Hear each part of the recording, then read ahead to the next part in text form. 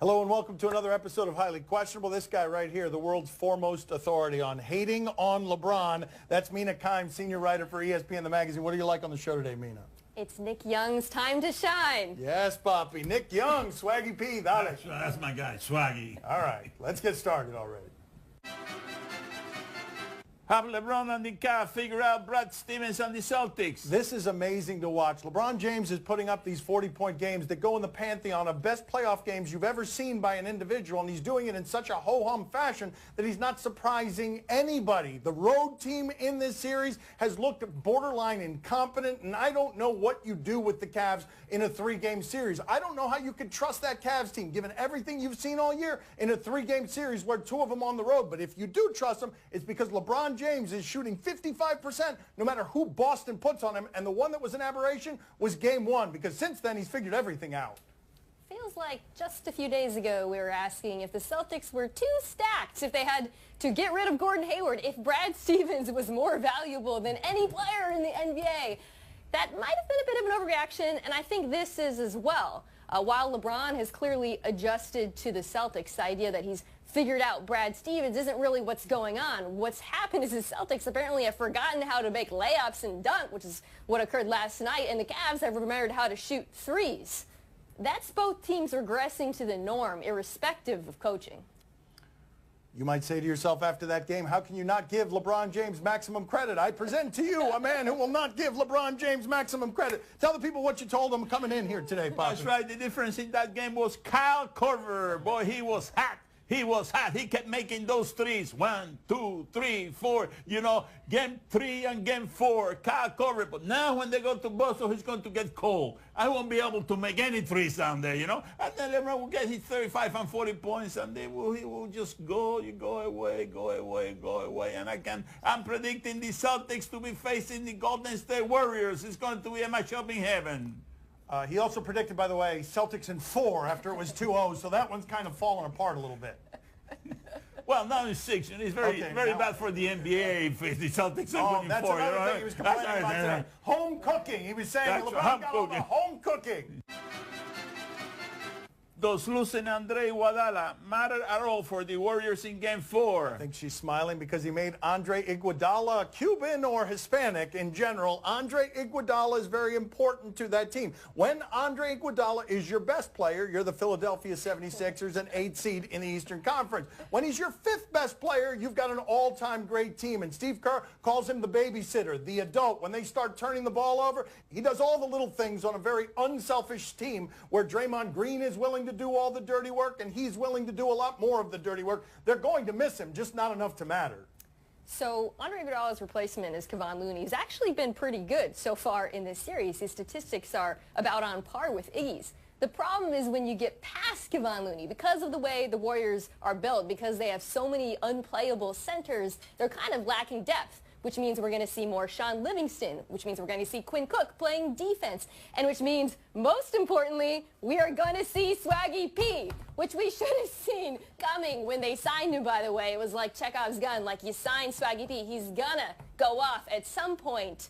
Hopefully, for Warriors fans, it'll be in the series. I feel like, much like Belichick shows off when he takes all those tiny garden gnomes and wins with them, the Golden State Warriors with JaVale McGee and Swaggy P, laughingstock jokes for about a decade in this league. You're talking about a team that's showing off. They could do it with just about anybody. What do you make of Brett Favre's admission that he went to rehab 3 times while he was a Packer? Peter King is leaving Sports Illustrated, wrote a farewell column. Congratulations to Peter. And he talked to Brett Favre as he did throughout his career. And Brett Favre told him, not rehab once, 3 times addicted to painkillers. This can't really surprise too many people, because how do you think Brett Favre was able to play all of those consecutive games in such a violent sport? You're going to need some help from the pharmacy. Sometimes you're going to get addicted to it. To me, the surprise in that sport is that more guys don't have this problem, because you got to think most of them are in pain.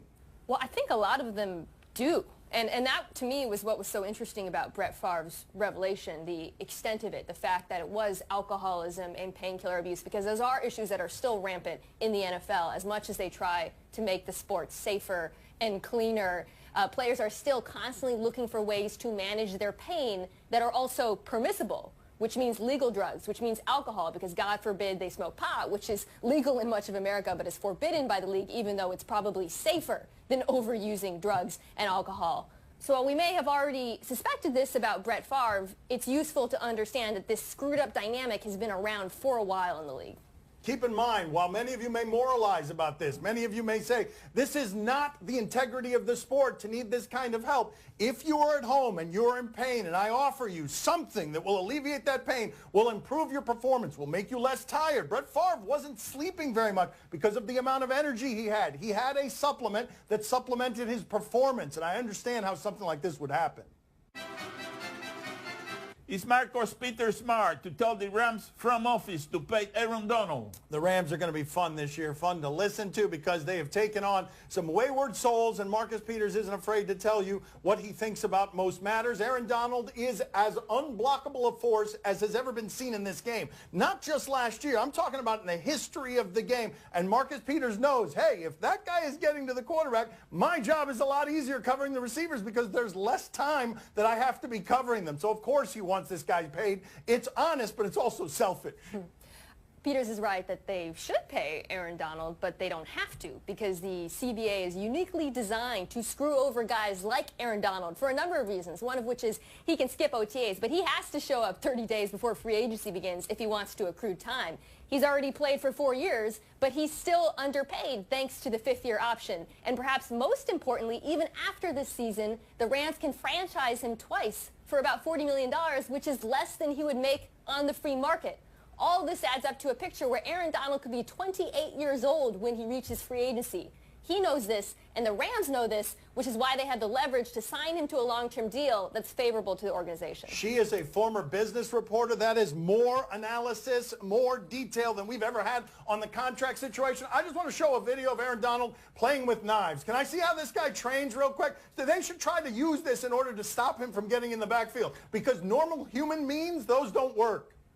In case you're wondering why Aaron Donald's so good, by the way, he posted a picture of himself yesterday on Instagram. Yeah, there you go. What is that? There you go. What is that? That is 15 sacks a season is what that is. That is unblockable.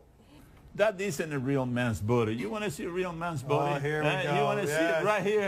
You want to see it right here? That's right. That's right. Right here is a real man's body. That's it. That's it. You know, I made that guy. That's right. Look at that. Look at that. I make his like a, you know, babies. You know what I mean? No, I don't know what you mean. You didn't make any sense. Very real. Block this. Will you block this right, now? very good. That's Block right. this. Block this. Block this. This has hair Block on this. it. Aaron Donald is shaving his belly. This one comes with hair. And I don't train with knife. I'm the real deal. Coming up next on Highly Questionable. Okay, there it is. Yes. Oh, my God. They've made her your mother's friend, Carol. Look at her.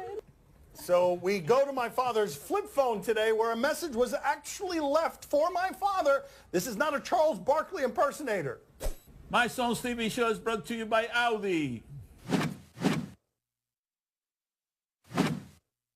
Time to play the game that really just is a trustworthy old man. Do you question? You give us topics and events, we question them. Do you question if Aaron Baines malfunctioned? This Viking, this barbarian, I think this is who Joel Embiid was making fun of when he said man buns exist in the NBA to get dunked on. What do we have here? Shot clock at 3. Thank you for the helpful arrow. He's on offense. He's on offense. Oh, he's so used to playing defense that he forgot he was on offense. Run it back, run it back. You got to see Al Horford. Look at Al Horford. Turn around. Right there, right there, right there, right there. Yes. Can we get the Celtics bench in this clip? All right, so when he gets the ball, so we've got Horford telling him what to do, but look at the bench. And over there. Oh, he just needs a little help. Can I see who's that in the background? Marcus Smart.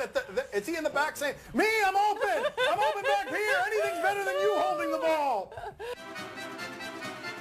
Do you question if Billy Ripken should have been wearing a glove? Okay, Billy Ripken is the brother of Cal Ripken Jr. He's an announcer now for MLB Tonight. He is playing ball here with Sean Casey, one of the nicest men in the history of sports. What happens?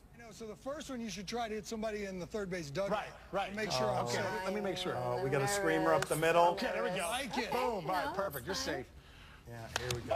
No! There it is. Ah, there it is. Oh. Oh! Yes. How is he not freaking out right now? Yes, how is there not a hole in Billy Ripken's esophagus this morning? Yeah, those Ripkins play through pain. You know, that was pretty bad. But I have seen worse. Where have you seen worse? Where? Does this involve a child? Oh, a child and mom? Oh, no. Oh, here we go. Yeah, there it is. Bang, my father. Channeling Mike Breen. I love the unnecessary buildup of her opening the soda to lull you into false sense of security. Do you question if Brandy Chastain should feel honor? She is cheating at this show. She's reading the questions before it is that he reads the questions, and she was laughing at what happened here. I don't know what happened here. What happened here? I mean, I'm on the internet, so. Okay, there it is. Yes. Oh, my God.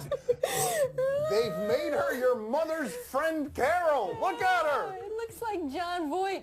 Oh, my God. Okay, no. Look at that picture. Look at all of our faces and imagine them smushed together. It looks like John Voight. How is the person who ripped off those shirts to reveal the sports bra? How is that John Voight? It looks like if you took all of the Supreme Court justices and combined them into one person. We need to fire that sculptor. No? Where are they finding all of these sculptors? Like, Same one as the Ronaldo sculptor? Yes, can you guys, there it is. That's the best one ever. A little bit cross-eyed and hideous on top. One of the sexiest men in the world. Look, let's see if we can deform him some. Can you guys merge our faces? Yes, Merge our faces and then put up a poll asking who's more attractive here, the bust of Brandy Chastain or the bust of us three merged? And I don't think that that's the worst. What, you got a worse one? Ronaldo? Oh, Lucille Ball. Oh, for the love of God. She looks like something out of that Total Recall movie with Arnold Schwarzenegger after it falls outside Mars and loses all its oxygen. Do you question if I should be scared? Mina was not on the show yesterday, so she might not know what this is all about. Here is my father making fun of Charles Barkley because he didn't have a retort for Kevin Durant the other day about meeting Draymond Green downstairs if he actually wanted to punch him in the face. Let's look at this. My father yesterday on the show making fun of Barkley. Do you want to see my Charles Barkley impersonation? Do you do one of those?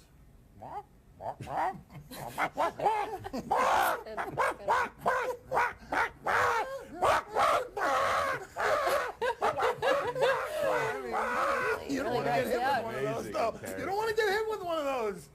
So we go to my father's flip phone today where a message was actually left for my father. This is not a Charles Barkley impersonator. Hey, man, this is Charles Barkley. You better quit calling me a chicken on television. I'm going to come punch you in your face. Whoa! Mina's scared. This man's not. He called me this morning. He's like, tell Charles to come on down here. I'll beat the bleep out of him. He's not that much younger than I am. Hey, Charles, I got something for you. Oh! There you have it, Charles. You drew first blood. You drew first blood. He doubled down on you. Do you question if this offender should be embarrassed? I cannot explain to you how lazy the producers of this show are. They just said in my ear, on this last clip, you know what we have? Basketball. That's all they've given me. I've got to carry the rest of the weight after that. All right. Oh, boy. Oh, should this defender be embarrassed? Oh, boy. Oh, for the love of it, that's a push-off. That's a push-off. That's an offensive foul. No, that's an offensive foul. You pushed a child. I don't have children, but this has to be why people do it, right? Like the gratification of crossing over a small child, not about bringing a life into the world. Dunking on him. Ring, ring, ring. Hello? Oh, Fred. Fred Hoiber. Fred Hoiber. Hey, Fred, what's going on? Huh? Yeah? He pushed a little girl? You also carry the ball? He does Yeah? not.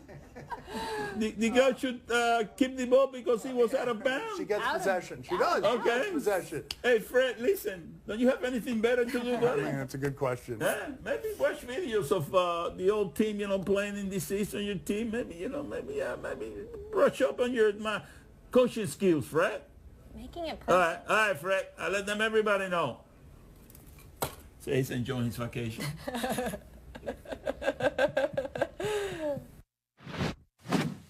My Son's TV show is brought to you by Dunkin' Donuts. America runs on Dunkin'. Time to play the game that is adept at faking human emotions. See or no? You tell us what to watch on television tonight. She's rusty. She'll get better over the course of the week. On Sun Sports, Red Sox and Rays. Sure, Mookie Betts is worth the price of admission. He's leading every category in the offensive side of the sport. But let's check in here with Odell Beckham taking batting practice. What do we have? Junior taking some batting practice. That's a pretty good launch. Yeah, of course, he's an amazing athlete. Although that is still a surprise to me because I see basketball players all the time get in a batting cage and they look unbelievably clumsy. That's not easy to do. Also, exactly the pants I thought he'd be wearing. Mina, are you intrigued? No. As much as I'd love to see Odell try baseball, and I think he'd be pretty good at it, something tells me that they wouldn't love his celebrations there. Bobby, are you intrigued? Oh, see, I'm very intrigued. Listen, I'm telling you something. He'll be a hell of a player with the Marlins because he can not only hit, but he can pitch. You know what I mean? He can pitch, That's too? right, that's right. And Cheater is looking for somebody like him. You know what I mean? Jeter is the name, not cheater, Jeter. That was actually pretty good. Wow, that was good. That was. Right? Ooh, look at that. He don't know. Wow, my father knew something that I didn't know. I didn't know that Odell Beckham could throw heat. Oh, neither did I. They just told me in my ear. Oh, okay, that's how that happened. Okay, so I thought it was actual magic. It's not. It's just the producers doing his job for him. Tonight in Cleburne, Texas, the Fargo-Moorhead Redhawks and the Cleburne Railroaders. No, I know a lot of you think of the name Rafael Palmeiro and you make fun of it because of the steroids. It was actually B12, the Viagra commercials. But Palmeiro's playing with his son in the minor leagues. He's 53 years old, and this is not easy to do at 53 years old. Look at this. Pitch. That's well hit to right field. Of course. Looking up at Of course, that's a home run, Poppy. Rafael Palmeiro with a giant bomb. And what I'm telling you is that dude would hit 300 from hospice. No joke. Mina, are you intrigued? Yes, I mean, that is unbelievable. 53. He's older than Dan. Like, I double-checked on Wikipedia before the show. That is old. That's He the is oldest you can be. that. Yes. Yes, it's mummified, fossilized. Poppy, are you intrigued? Oh, see, I'm very intrigued. Rafael, he's still up to his old tricks, taking those steroids, buddy. Oh, come on. That's the only way you can hit that baseball. That's right. No. That's the only way. You're kidding me, No. He keeps himself in No, shape. I mean, maybe. Yeah, probably. Poppy, do you have anything you'd like to say to the Palmeiro family? Yeah, I have to apologize to the Palmeiro family because I have no proof that he was taking PEDs, but let's face it, smells fishy here. Come on, man. That's not a good apology, Poppy. Smell fishy, Oh, wow. smell fishy, smell This fishy. is the new testing in the smell the minor fish? leagues. I can smell something. Does it smell like fish? On HBO, Real Sports with Bryant Gumbel. I swear I'm not doing this because Mina just made fun of my age, but man, she was full dork before this question. The most enthusiasm I've ever seen from her is this topic, the crossword puzzle competition. Look at this. Look how happy she is. I'm telling you, she was so enthusiastic about this. Mina, are you intrigued? I do love crosswords. Like any cruciverbalist I shall be turning in, I want to give myself a wedgie. Poppy, are you intrigued? Are you kidding me? Crossword puzzles, I'm telling you something. That is something. How much money do they make there? The winner. Tell me, how much money do they make the winner? You know what I mean? How many millions? How many millions? Their music's to my ear. You know what I mean? You got a room full of people there. What does the winner get? Numero uno. He keeps asking that question. I couldn't answer it the first 3 times he asked it. I still don't have an We'll answer. get Brian on the phone. See how much money the winner gets. That's a critical question there, How much money the winner gets. You win the satisfaction of having a flexible mind.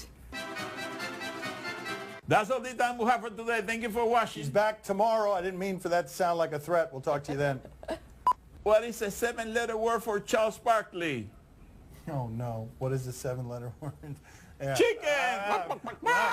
Mina is good at crosswords. You see how quick her answer was? That was a quick answer from Mina.